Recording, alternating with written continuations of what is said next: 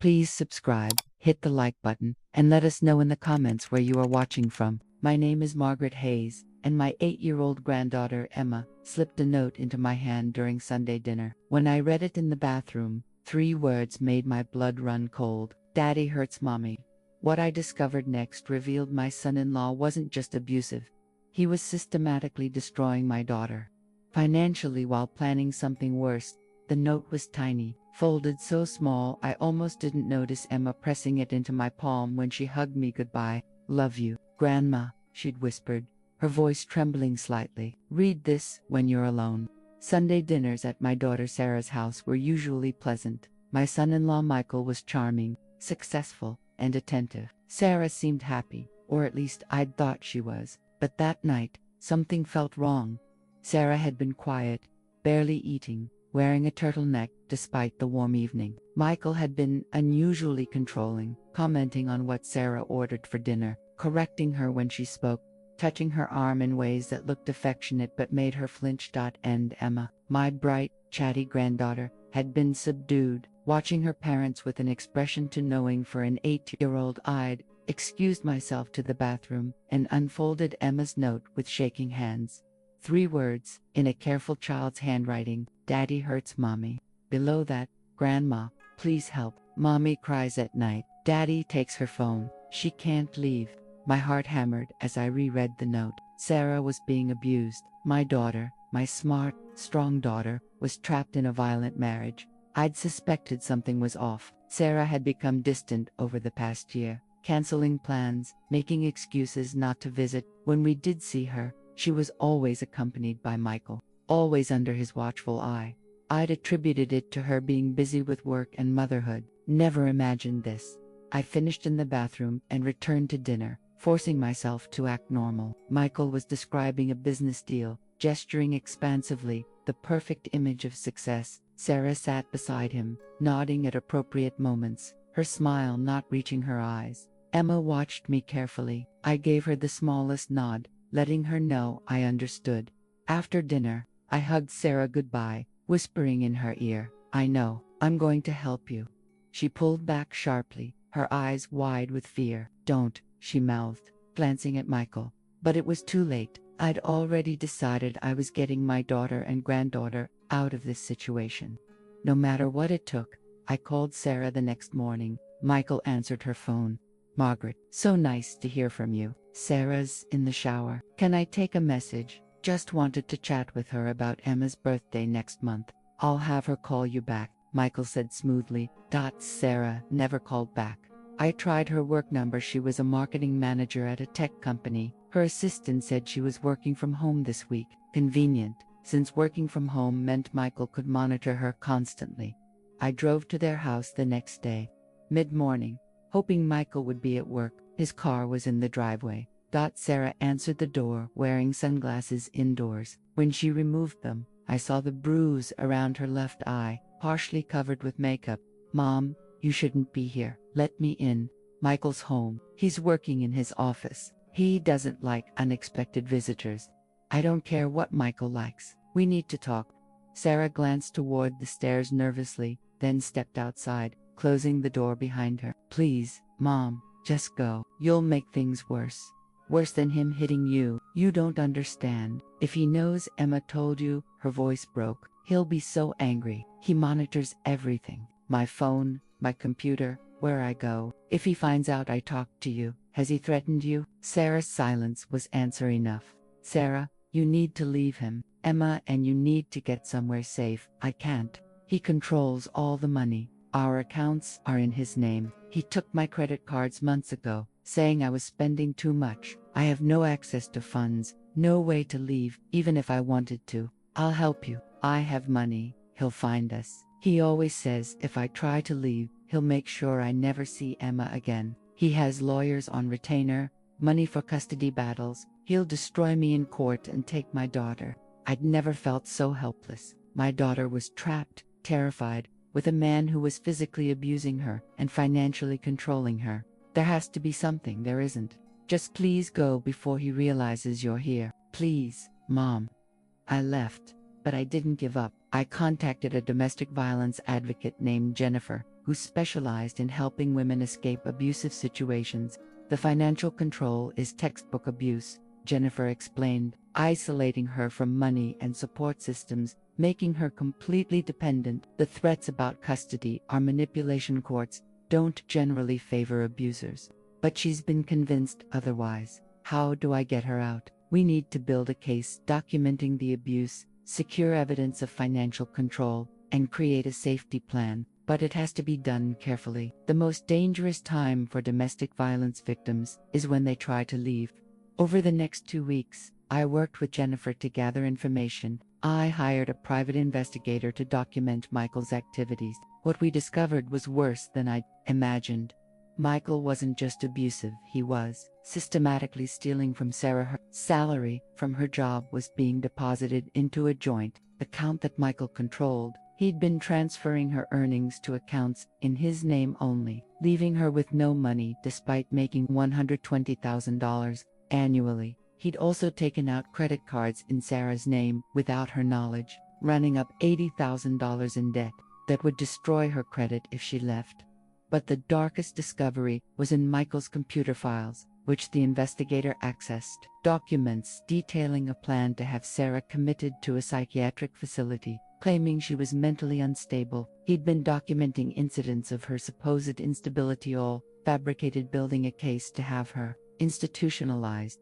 Once institutionalized, Michael would have full custody of Emma and complete control of Sarah's assets and income. He wasn't just abusing her, he was planning to have her locked away permanently. Jennifer connected me with an attorney who specialized in extreme domestic violence cases, Catherine Price, who'd worked with victims of financial abuse and coercive control. Your son-in-law is planning to essentially kidnap your daughter through fraudulent institutionalization, Catherine said after reviewing the evidence. This goes beyond typical domestic violence. This is a premeditated plan to imprison her while stealing her assets. Can we stop him? We need to document everything, get Sarah out safely before he can execute his plan, and build a case strong enough that he faces criminal charges, not just civil consequences. We created a detailed escape plan. On a day when Michael would be out of town for work, I would pick up Sarah and Emma, take them to a secure location, a shelter specializing in high-risk domestic violence cases, and immediately file for emergency protective orders. But we needed Sarah's cooperation, and she was too terrified to agree to leave. I visited her again when Michael was supposedly at work. This time, I brought Catherine and the investigator's findings. Sarah, look at these documents. Michael has been planning to have you committed to a psychiatric facility. He's been fabricating evidence that you're mentally unstable. Once he has you institutionalized, he'll take Emma and everything you own. Sarah read through the documents, her hands shaking, tears streaming down her face. I didn't know it was this bad. I knew he was controlling, violent, but this is attempted imprisonment. This is theft. This is a man who's been planning to destroy your life completely.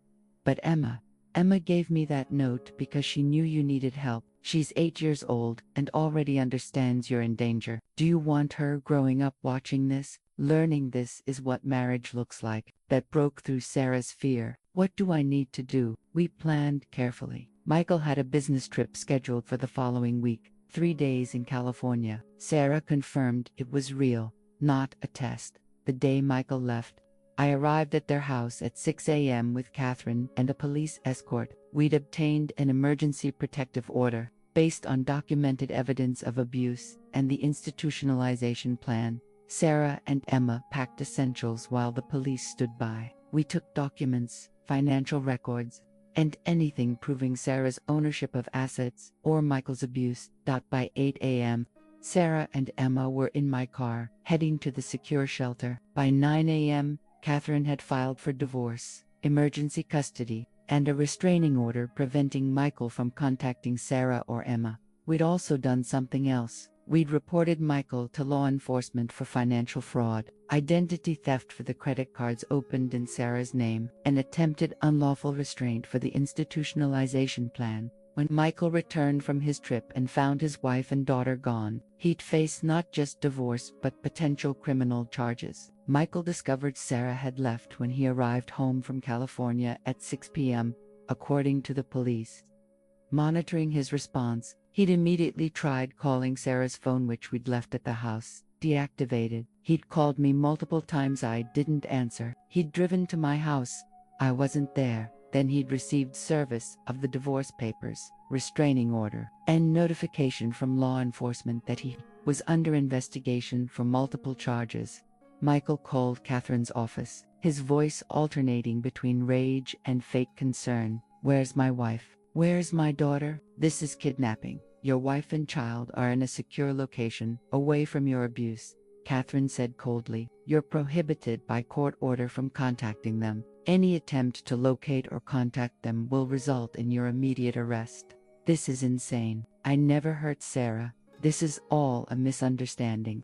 We have medical records documenting injuries consistent with physical abuse. We have financial records showing you've stolen over $300,000 from your wife over 3 years. We have documents proving you were planning to have her fraudulently committed to a psychiatric facility. There's no misunderstanding, Mr. Hayes.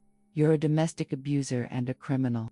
Michael tried multiple tactics, called Sarah's family, claiming she'd been brainwashed, hired an expensive attorney who tried to argue the protective order was based on false accusations, attempted to freeze Sarah's income, claiming she'd abandoned the marriage. Everything failed. The evidence was overwhelming. The criminal investigation moved forward. Prosecutors charged Michael with domestic battery, financial exploitation, identity theft, and conspiracy to commit unlawful restraint. His attorney tried to negotiate a plea deal. Catherine refused to support any deal that didn't include prison time and full restitution. The case went to trial. Sarah testified about years of abuse, financial control, and isolation. Emma testified, an 8-year-old girl, describing watching her father hurt her mother, describing being told never to talk about what happened at home. Medical experts testified about Sarah's injuries. Financial experts detailed the systematic theft of her income. Psychiatrists explained coercive control and the institutionalization plan. The jury convicted Michael on all counts. The judge, clearly disgusted, sentenced him to 8 years in prison with no possibility of parole for 5 years. But a criminal conviction was just the beginning of Michael's destruction. The divorce gave Sarah everything: full custody of Emma, the house, her retirement accounts that Michael had tried to steal, and a judgment requiring Michael to repay the $300,000 he'd taken plus damages totaling $500,000. Michael couldn't pay from prison. His assets were seized: his car, his investment accounts, his share of their home equity. Everything went to Sarah as restitution. But I made sure his punishment extended beyond legal consequences. Contacted Michael's employer, a prestigious financial firm, and provided documentation of his financial fraud and criminal convictions. They terminated him immediately and reported him to industry regulators, ensuring he could never work in finance again. I contacted every person Michael had ever known professionally and socially, sent them trial transcripts, evidence of his abuse, and documentation of his crimes. I wanted everyone to know what he was.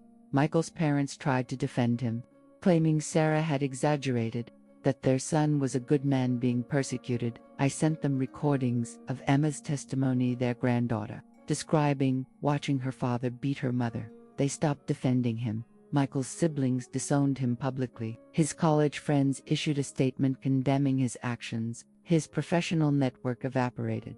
When Michael was released from prison after 5 years, he had no job prospects, no money, and no family support. His professional licenses were revoked. His reputation was destroyed. His name was associated with domestic violence and financial fraud.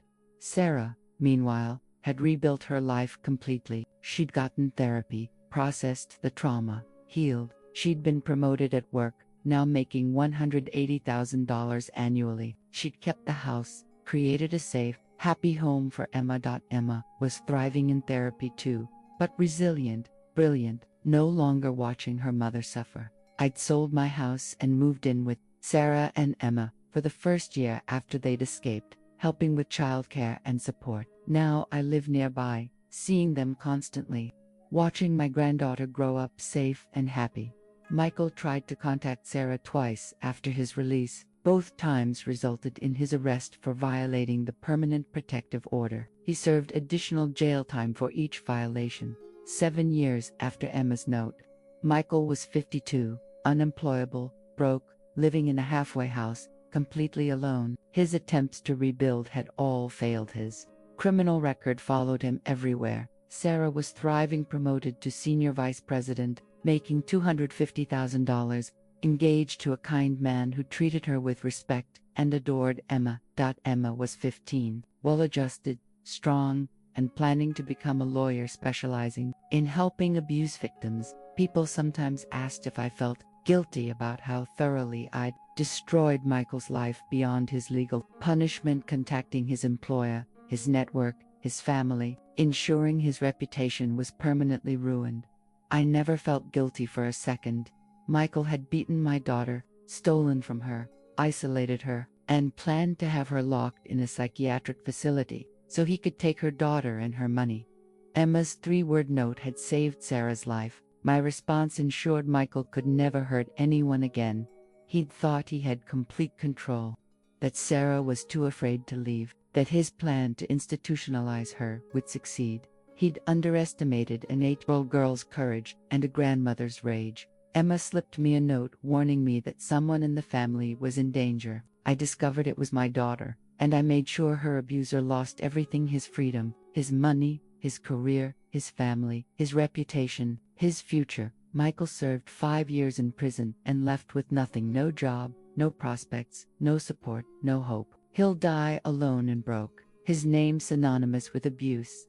Sarah and Emma live safely, happily, and successfully. They're surrounded by love and support and opportunity, and I sleep peacefully knowing I protected them both. That Emma's brave note led to her mother's rescue and her father's permanent destruction. Some people say I went too far, that ruining Michael beyond his legal punishment was excessive.